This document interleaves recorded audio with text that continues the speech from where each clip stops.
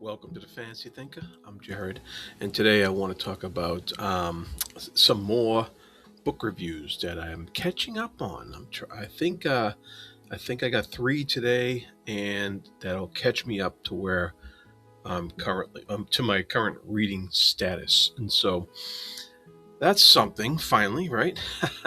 All right. So these are going to be three short reviews, and off the cuff, just thoughts off the top of my head here as for these three books that I've recently finished. First one, Dr. Blood Money by Philip K. Dick. This book is part of the sci-fi Masterworks read-along that we do here, and that I post our discussions on the channel. I've already posted a discussion for this. Go see that if you've read the book and are good with all the spoilers and stuff.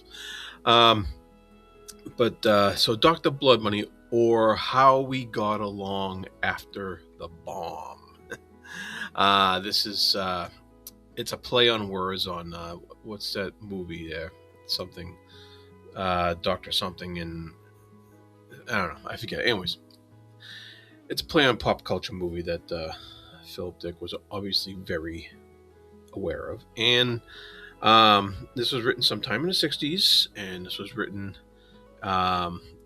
supposedly, according to the introduction to the book, during his period of high drug use and period of high prolificy, very prolific.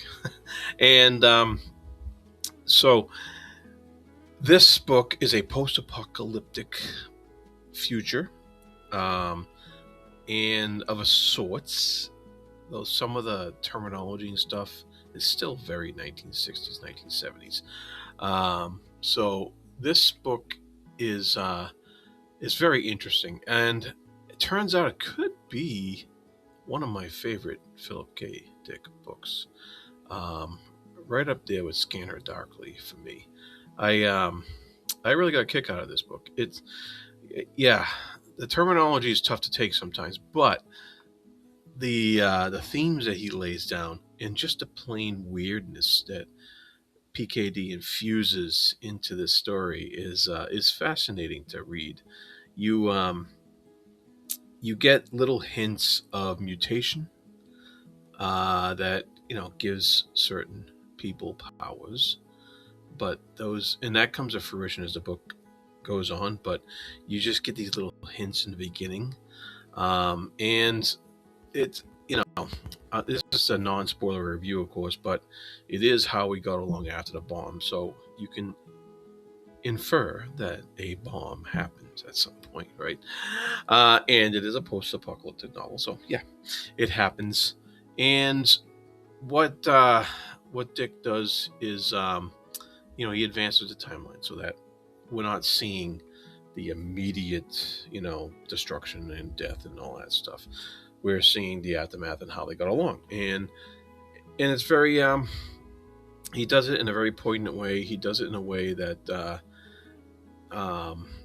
it just shows you how communities come together in a certain way. And I really like how he infused this sense of the radioactive fallout of all this stuff. It infuses DNA of certain people with certain abilities. So how this all plays out and how these abilities come into place is pretty fascinating, the way that Dick does it. But it also is very interesting because he puts it all under this veneer of religion in a way, because he has this guy in the sky, and he represents the heavenly being looking down upon the earth. He has another person who seems to see hell, or down below, as he calls it, and he's always comparing and contrasting that in a way that's very subtle, and may not be obvious at first. And so I like how Dick pulled that off between the various characters, and there's a big struggle between heaven and hell, but it's not direct. It's all through proxy and all through different people in this community and stuff, and there's different there's different voices who have different viewpoints on that, and I really like how he put that all together and has it as this underlying thing that's going on with the regular story. And the regular story deals with the people in the community, and there's some strong characters in here. I really liked Bonnie. That was a very good character, I thought, who was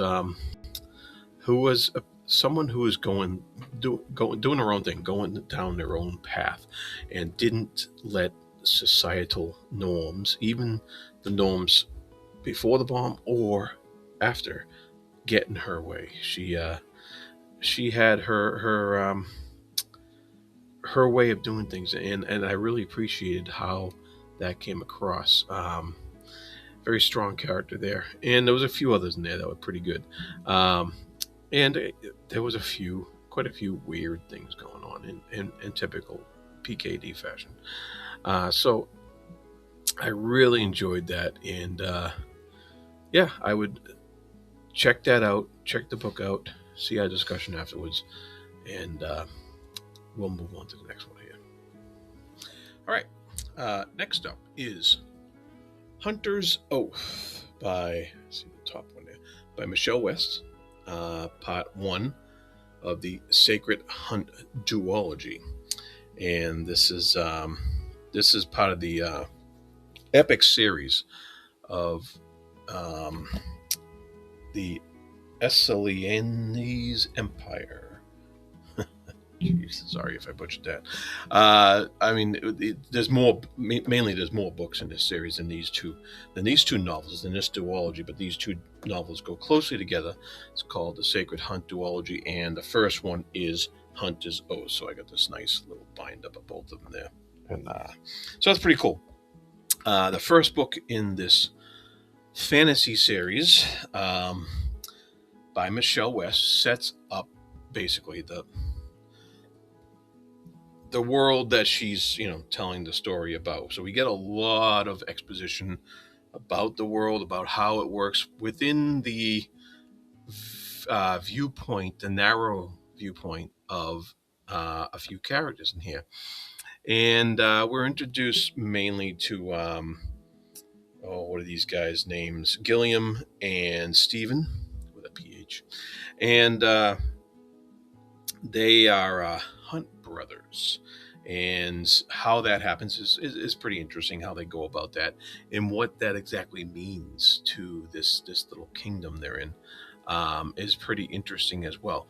The sort of setup is there. You get a lot of, like I said, exposition about how it works. How the king works, how the hunt masters work, how the Hunt brothers work, how how this kingdom worships a particular god. He's a hunter god, obviously, and he demands a certain sacrifice from his people. In return, he gives them a great bounty, and they live well. So that's the premise, and that's the setup. And so the land must live through sacrifice. It's a common theme throughout a lot of fantasy series, and it's even a common theme in life and in religion in general throughout our own world as well, mythology. So that's it's familiar territory that West draws on here. But there is some sneaky little aspects that make it unique for itself, and that make the typical fantasy stuff, the tropey stuff, more interesting. And I really don't like assigning the word trope to a book like that, but but you'll see what I mean if you check the book out. It's because it's a very compelling story. The characters are very interesting. They're very well drawn out. They're very well done. Especially like Gilliam and his whole family, and they're all well done. And his hunt brother Stephen, and some of the other players that get introduced along the way during this plot. And it's there is a plot here, and it has to do with players outside of this kingdom, for the most part, but because of certain events that happen within the kingdom. So you're only introduced to the periphery of a lot of things that I have a feeling will come into play much later in the series, if not the very second book in this duology. So it's a nice setup. It's really good. It feels like good classic fantasy. It's very immersive, and the brothers are interesting characters, and I say I am looking forward to reading the second novel in this series sometime within the second half of the year here. So with that said, my only complaint about this book. Let me see here. Not much really, other than there were times where I could have dealt with a little. I could have. I wish there was a little more tension with some of the action scenes, a little more excitement. They seem like the whole book is very pleasant to read, and I think sometimes because of how pleasant it is to read, that the tension is ratcheted down a notch, compared to something that was a little more intense and maybe disturbing, or maybe not disturbing, I would say, but just the stakes are high, but they don't feel as high sometimes. And I think that's just because her prose is very pleasurable to get into. It's very nice to read. It's very smooth flowing. It's like I had no sense that I needed to hurry. And I don't know if that's because the prose wasn't giving me that sense, or just because I needed to relax when I was reading this. But whereas you read something like Donaldson that has a certain high level intensity on every page, um, even though the language is very complex. And so Michelle West has some very nice passages, very good language, very good prose, and it's a really good start to a series. And I'm looking forward to see if the second novel, Hunter's Death, ratchets it up, brings it up a notch, as far as the intensity goes, because the situations in here are really interesting, and I have a feeling the potential is there for a really good second half of the duology, if not a really good continuation on in this whole fantasy world that West has created. All right, so that's that one. Okay, this is the third book in the reviews today, and this was something I just finished last night, so it's still fresh on my mind, but I'm not even sure if I've really processed everything that I've read yet. But I'm going to do it anyway. It's Speaker for the Dead by Orson Scott Card. This is technically the second novel in the Ender series, the first one being Ender's Game. And if you read the introduction here, Orson Scott Card set out to write this one first. Realized he needed introduction uh, in order to really do what he wanted to do with this book. So then he wrote Ender's Game, and that was a big hit. And then this came out, and this is the better novel. It is fantastic. I was totally taken off guard by how wonderful this novel is. I really love Card's exploration of time passing, of tradition, of history, and how it's perceived by those in the future, how they perceive the past and what it means. And I love his exploration of religion, but I also love his exploration of culture, because there's there's an alien species in here, and he really delves into how different they are from humans. And that's the crux of the novel, the comparing and contrasting of an alien species to humans, and how they interact and how they try to understand each other. And it takes the whole book to really figure it out on both sides, and it's really compelling, and it's really fascinating how Card puts all the different pieces together to make up this story. We are introduced to a character called Novena is her name, even though it gets shortened to something else. But her, um, yeah, Novena is it.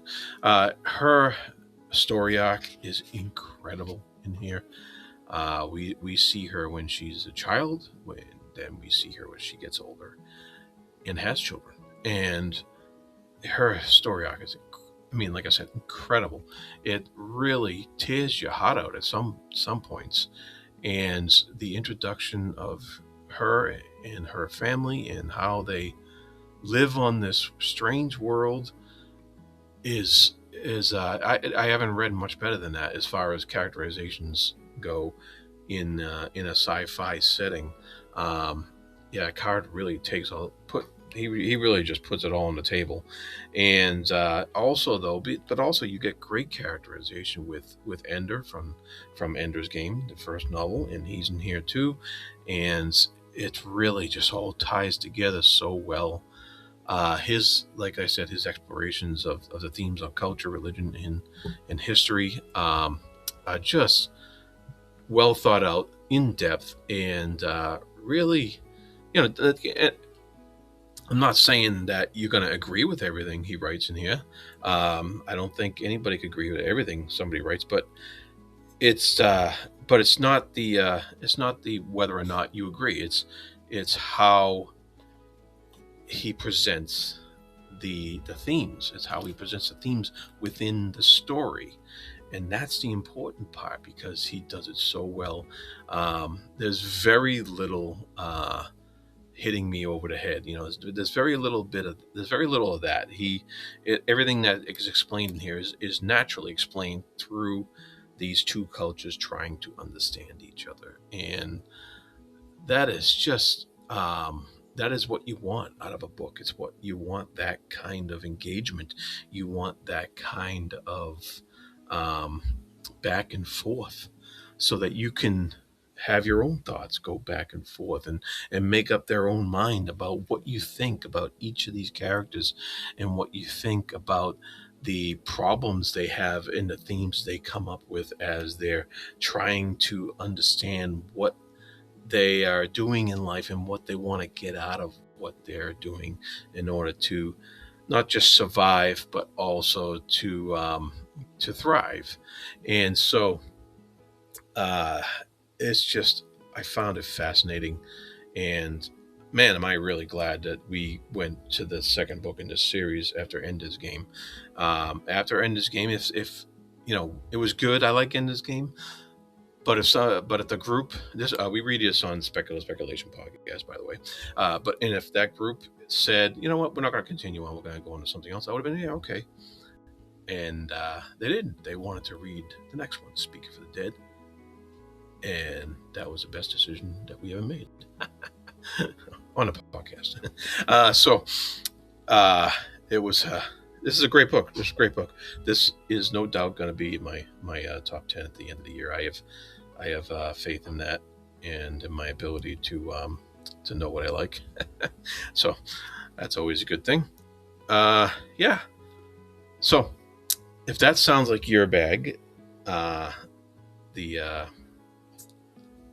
Speaker for the Dead, Orson Scott Card, the exploration of a character who tries to bring together an alien culture and with a human culture and tries to make it work, then this is going to be for you. Well, that's it for today. That's all 3 books I'm going to do for now. I'm all caught up with my reading schedule, so hopefully I'll get to more written reviews in the future, where I can be a little more articulate, maybe. All right. Thank you for watching, and until next time, be good to each other.